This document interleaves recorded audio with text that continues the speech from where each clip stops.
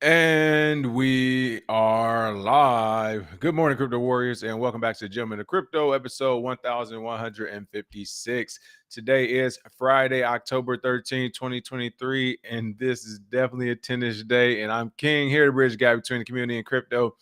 Most days, these days, Monday through Friday at 10ish. And today's top stories: Bitcoin spot ETFs approval partially priced in, says Coinbase.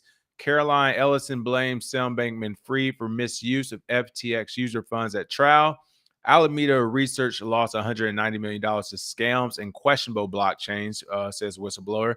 And meet the Guerilla artist who staged a crypto rug pull in front of the SEC. But first and foremost, want to give some quick shout outs and, of course, take a look at these prices on the day. Go ahead and check out Coin Market Cap here. Bitcoin's coming in at sideways, still at $26,814, down, or excuse me, up 0.41%. Ethereum's at $1,546, up 0.1%.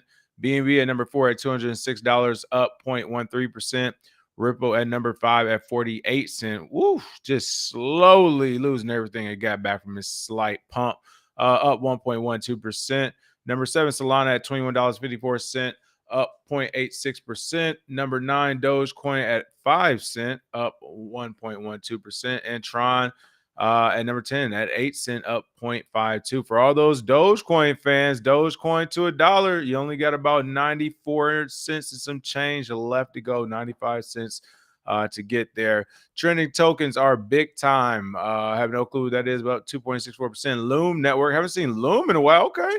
Loom up 30.67%. And then Bitcoin, Fingri Index has actually bounced around today already, but it's at 39. So it's went down a few points since we spoke last on Monday. Bitcoin dominance is at 50% and Ethereum dominance is at 17.8%. So those are your prices on the day. Good to see that the market is still alive and well.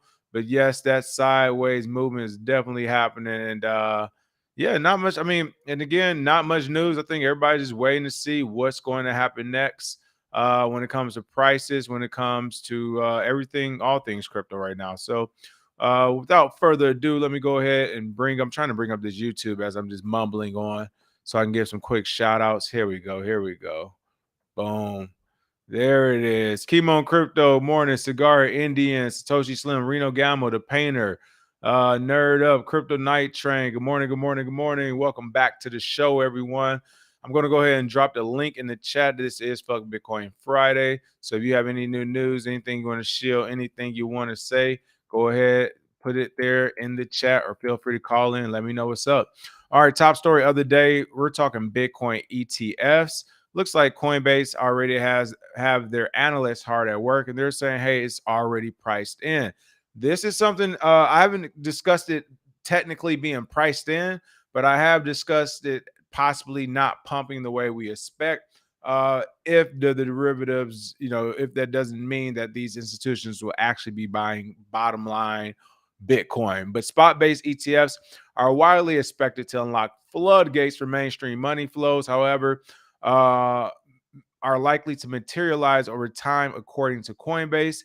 Approval of the highly anticipated spot Bitcoin exchange traded funds ETFs is partially priced in. Coinbase institutionals David Dung argues the expected deluge. Is it David Dung argues or argues? Because they capitalized the A. That's why it's throwing me off. The expected deluge of money into the spot-based ETFs will likely happen over time. Let's see.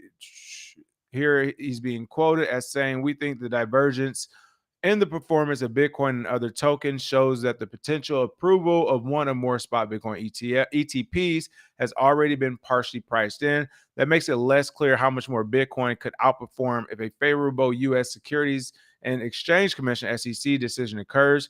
David Dung, okay, so the argues was a capital A, should not have been, head of institutional research at Coinbase Institutional, said in the latest monthly report sent to subscribers on Thursday.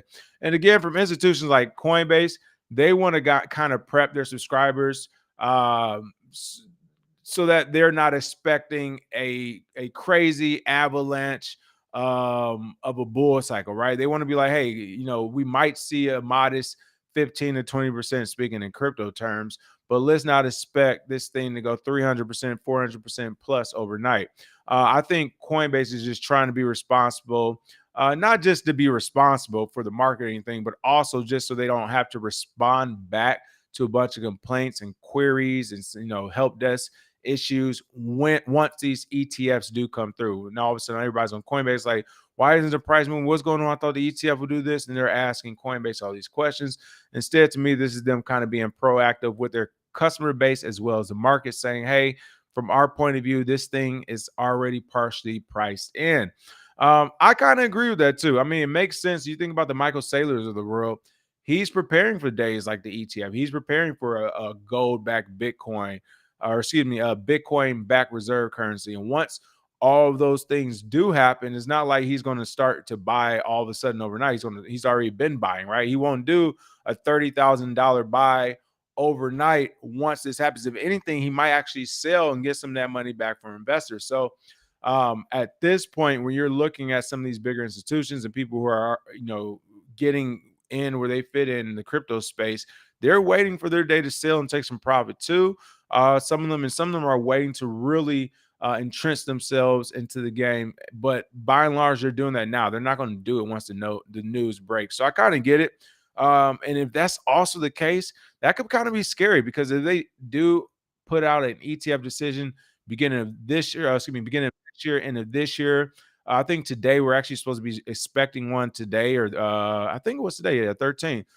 So even if these decisions do come out now, Coinbase is coming out saying, "Hey, we think this might already be priced in to begin with," which would be absolutely insane to see everyone get approved for its ETF, and we only go up $5,000 to $10,000 or something on the fiat price of Bitcoin. But it remains to be seen. Again, this is all speculation. Analysts are analyzing, but anything could change it. A ruling from the SEC, a ruling from the federal government, from the president, could change everything we do when it comes to crypto and Bitcoin, how we look at it. So who knows? But these are the talks of the town.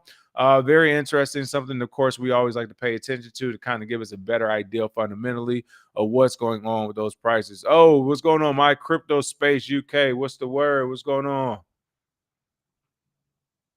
You gotta put the mic on. The mic not on. You on mute. You on mute. You all right? How you doing, brother? Here we go. Hold on. Let me see. Now I actually got to put my headphones on. You see, snuck up on me. Here we go. There we go. Let me make sure I still have my mic working. Good. How's everything your way? What's the word? Just been following this SBF trial. What are your thoughts? Yeah, what are your thoughts on SBF? He was lying through his teeth. I haven't even paid attention to it really. Like, I guess I should have. I heard the first day was like the crypto rock star. They say everybody was in there, like the crypto celebs or whatever. And it's just like, I don't know why that type of celebrity is why he got to where he's at. But what's going on with the trial, man? We're about to actually cover it next. So this is a great segue into it. Yeah. Lead us into what's going on with the trial. Catch me up. I've been missing it. I think basically what I've been seeing, it looked like he got a bunch of turncoats on his side, a bunch of Benedict Arnolds. I mean, he's stuck between, a rock and a hard place. There's no way that he's going to be able to get acquitted. There's just too much evidence proving he knew he took customer funds, put it into Alameda, traded it, tried to pull the Bitcoin price down. I'm seeing that too. That he tried to suppress the price. Finally, we have real evidence that this is happening. This is happening. It's real facts, pure facts. Yeah. And it's undeniable. If someone sits in front of you and has the evidence presented, it's fact. It's not like they're just saying it, because there was several recordings that they had that they didn't know about. So basically, Caroline was being recorded by a new member of staff, and she didn't know she was being recorded. And they said, "Where are you getting the funds from to pay off Alameda debts?" And they went, "Oh, FTX client funds."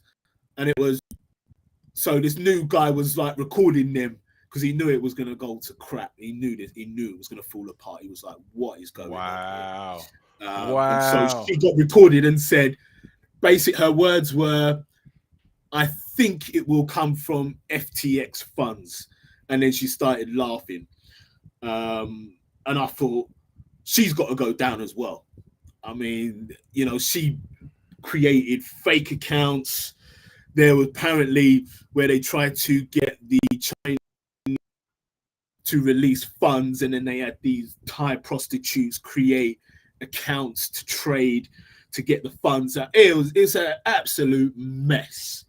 But yeah, he's going to be picking up the soap. He's not getting off this one. You know what? I don't think so either. So I've been I've been adjacent to everything. I've been seeing and hearing some of the things you announced.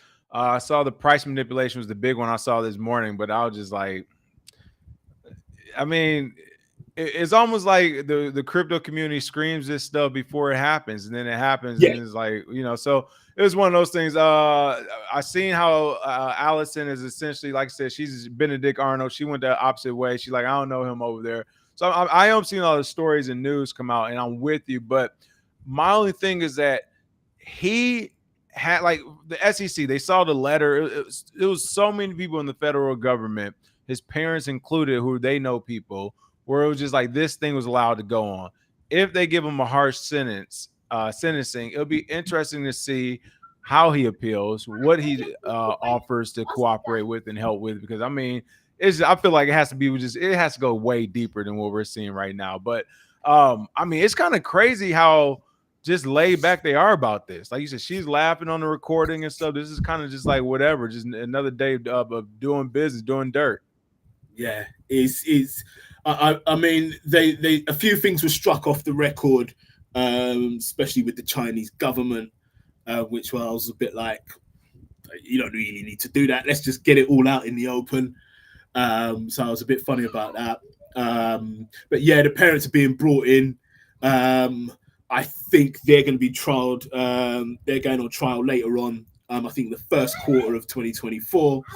But I think this will wrap up before the 6 weeks.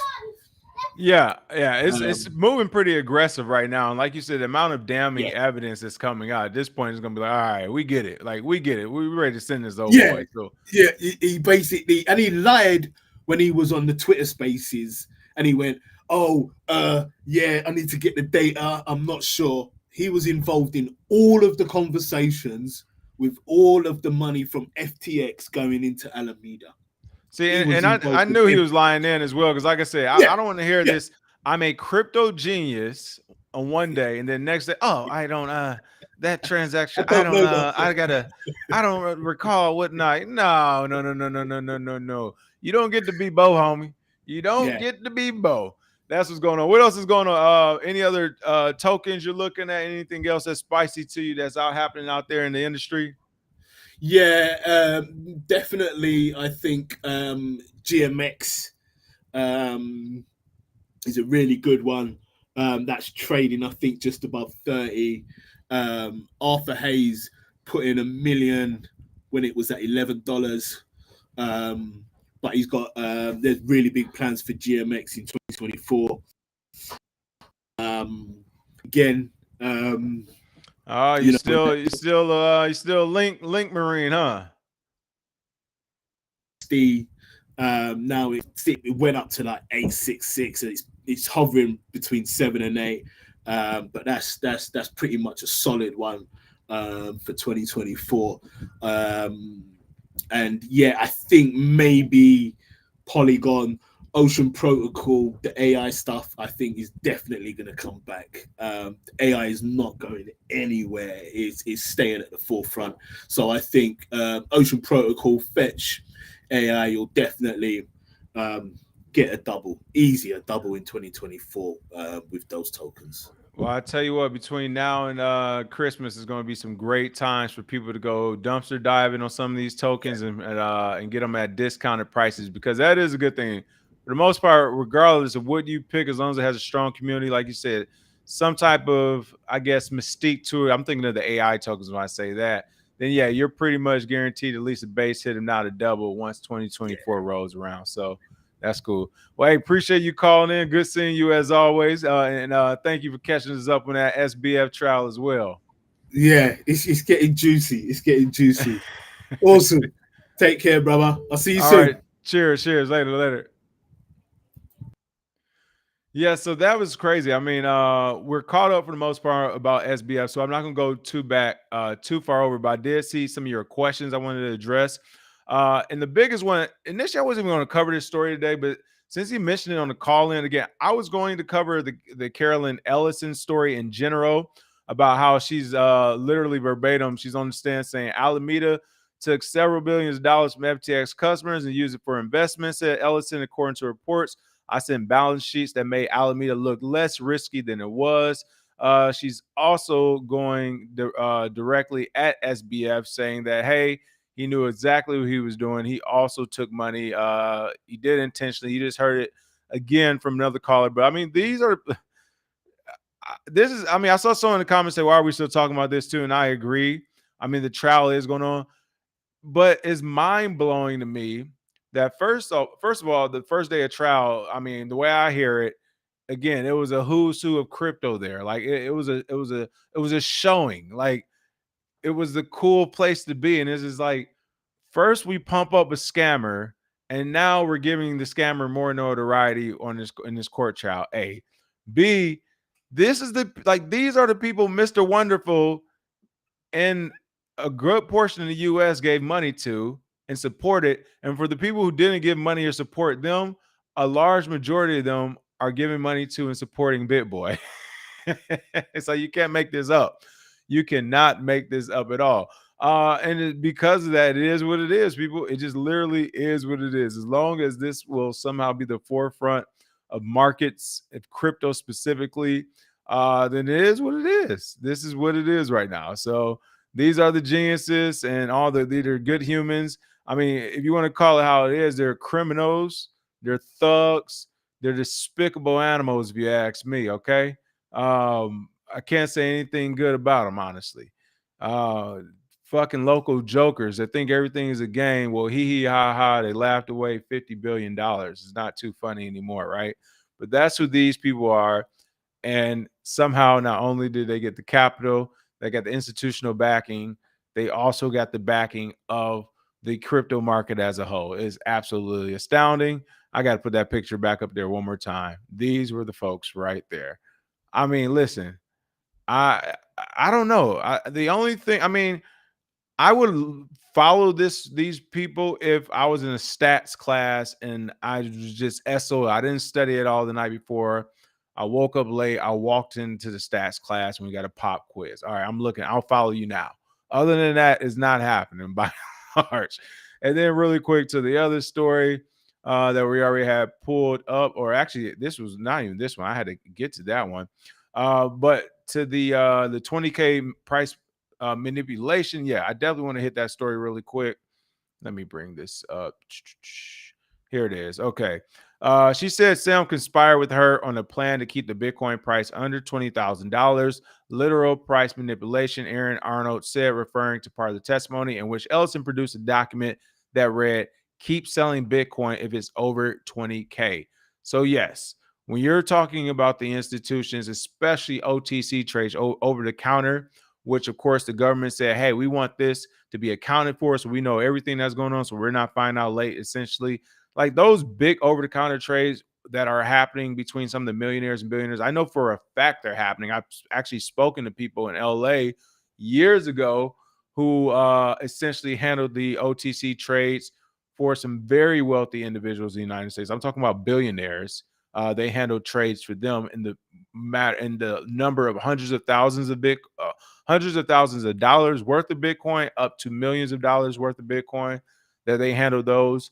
But when you're talking about the JP Morgan Chases of the world, the governments of the world who don't like Bitcoin, some of the billionaires, yes, they are bankers specifically. They are behind the scenes trying to buy and sell, manipulate, do whatever they can to mess up the price of Bitcoin, to give people hope have you go all in and then have that thing drop and stay low. I mean, look no further than SIBO and CME. Once Bitcoin futures came out, I mean, I always remember this when we did an episode on it. I remember being live, reading the article. I can't remember if it was SIBO, CME, but it was one that, this guy was old. This old guy had to be at least 60, 70 some years old at a minimum. And he was talking about how the futures, the Bitcoin futures that they were launching was going to tame the Bitcoin market. And I was like, yeah, right. You're not about to tame the Bitcoin. And they tamed the Bitcoin market. As soon as those futures were launched, the price of Bitcoin dropped and it stayed low. And it still to this day reacts a lot off of what the futures are doing when they're expiring, when new ones are set, so on and so forth. Like they do matter. They do matter as far as the market goes. They shouldn't because it's not the underlying asset. But since people aren't looking at it that way yet, they're cashing out in cash or using those futures for that. The underlying asset may or may not be being bought. Then no one cares. They're looking at that.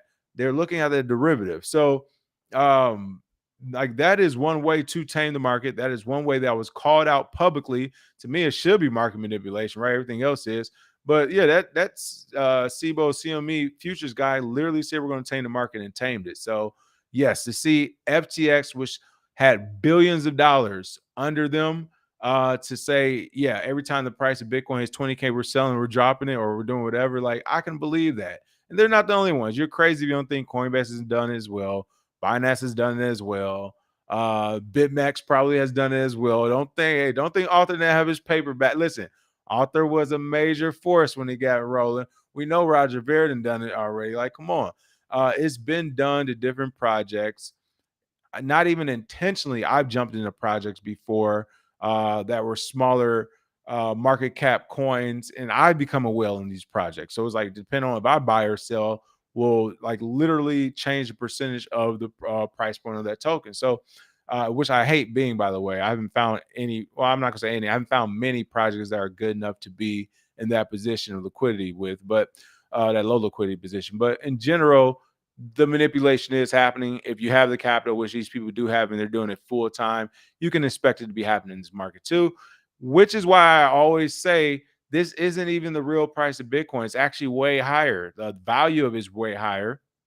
If you were to get rid of 20,000 shit coins, and I'm not even getting rid of all of them. You remember, it's like at this point 30,000. So get rid of 20,000 of the 30,000 and put that price point back into Bitcoin. You already have like a $10,000 to $15,000 higher price point of Bitcoin. So this isn't even the real price. It's already being. I mean, hell, you really want to manipulate it? Just start building new altcoins every day and promote them. What if literally the government, any government or company, let's say the banks, the central bank said, hey, you know what? We're not going to beat Bitcoin, but what we can do is dilute it for as long as possible to make it people adopt it as slow as possible. How can we do it?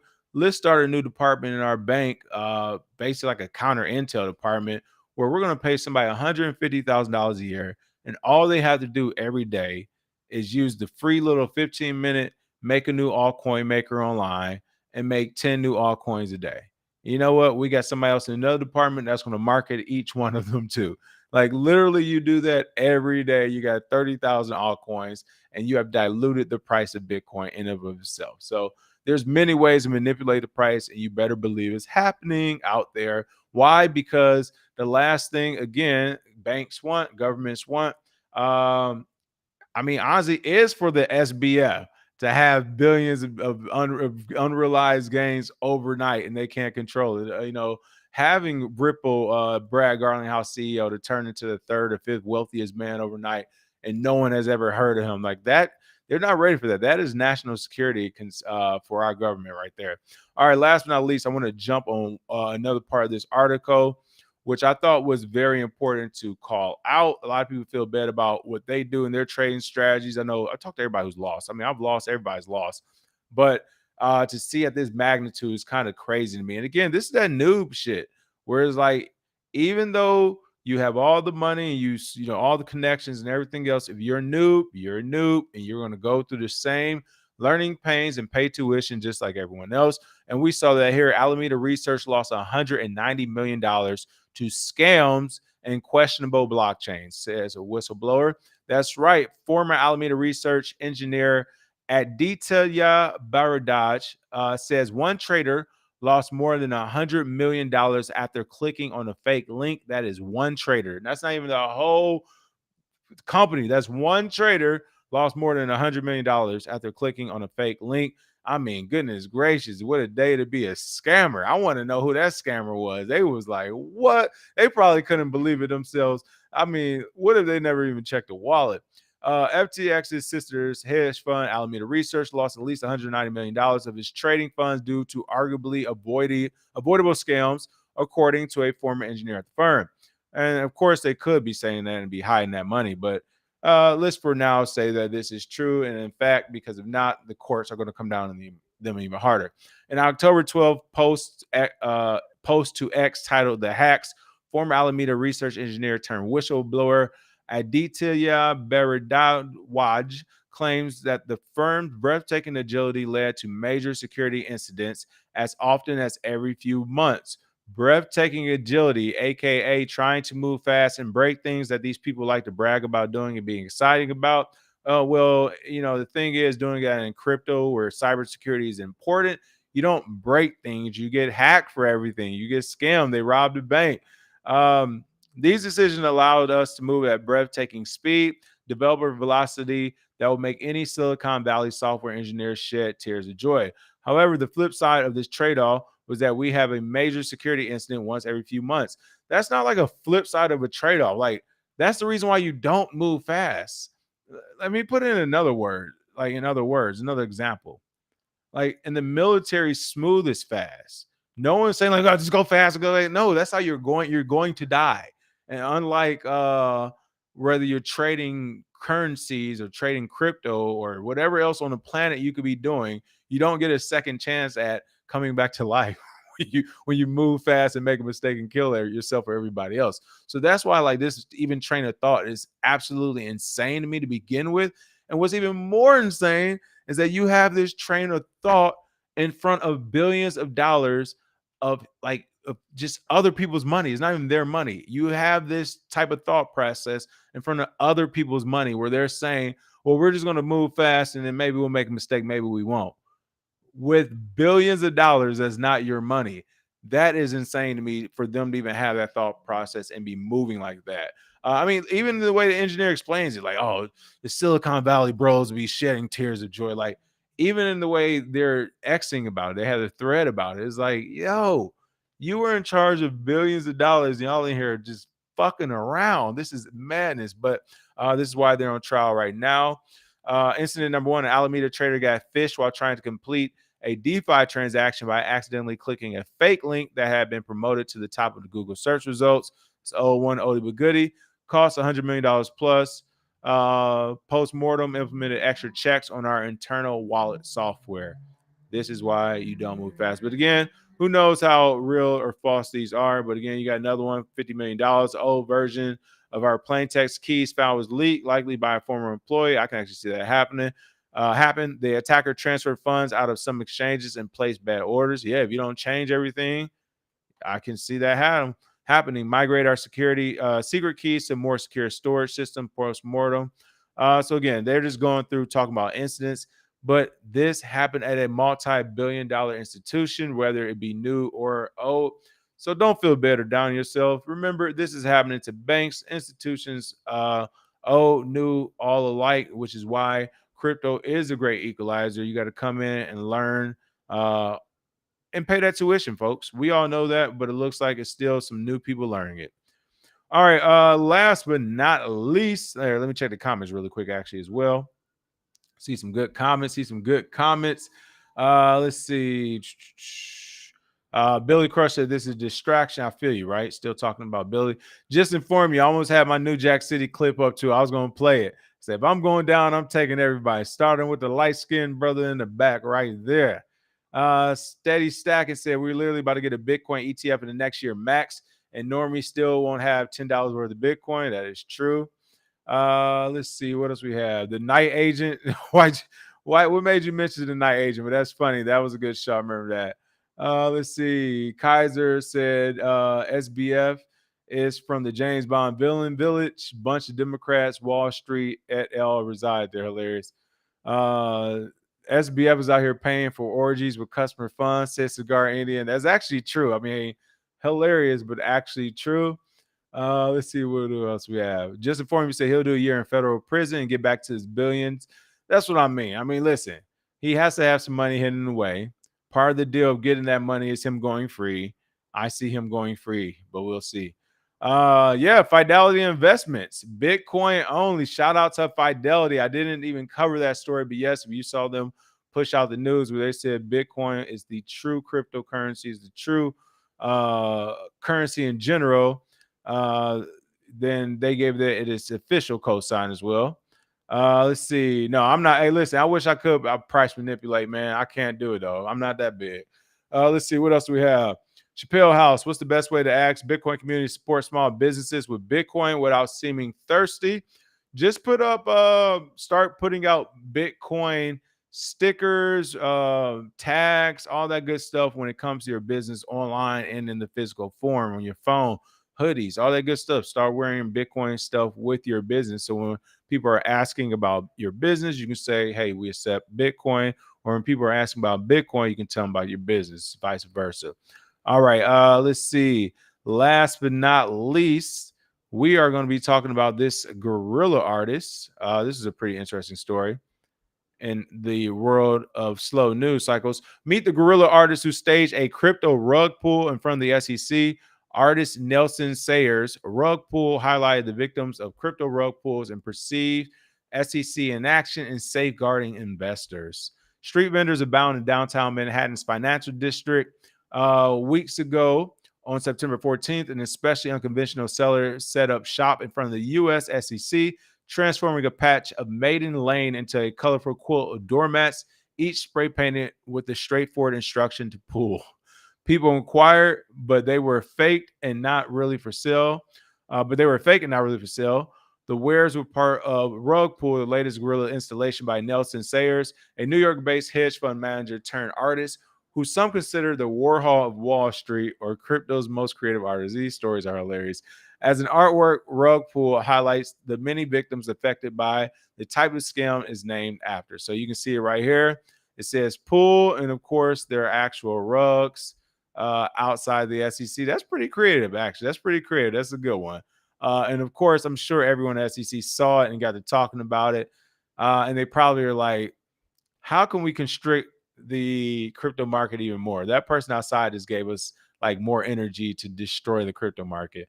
Very interesting. The SEC's shortcomings extended beyond merely failing to safeguard investors from clear scams, Sayers told Cointelegraph, adding, while they have a very difficult job, it seems they were too lax in some ways, but also too aggressive in others. I feel the rejection of certain investments may have unfortunately led some investors into more fraudulent products. I can see that, yeah. Their rejection of the market as a whole, to me, has led people to more fraudulent products. So great way to point that out. Great way to get the news story. It definitely worked. And again, art and Bitcoin has been tied hand in hand since its inception for the most part. I saw a story today talking about, I guess, somebody who moved money off Tornado Cash, bought a NFT for like $1 million or some obscene amount of money. And everyone's like, was this a mistake? Or is it money laundering? Hey, if you have to ask, do you really need to ask? I mean, come on, we kind of know what that is. But yeah, I mean, it's definitely a lot of interesting things happening out here. But art and crypto have always kind of gone hand in hand. So pretty cool to see. All right. Other than that, I'm looking at the comments. SBF ain't do anything to anyone that did deserve it. No keys, no cheese. That is true. No key, and that's my point. Hey, you know, everybody's looking at SBF as a villain. It's like you gave him capital, and he sold you a dream. I mean, listen, this is why we gotta make pimping illegal right there, because hey, $1 in a dream. I don't know where I was going with that. All right, smash a like and share. I will see you all next week with some more crypto news. Cheers.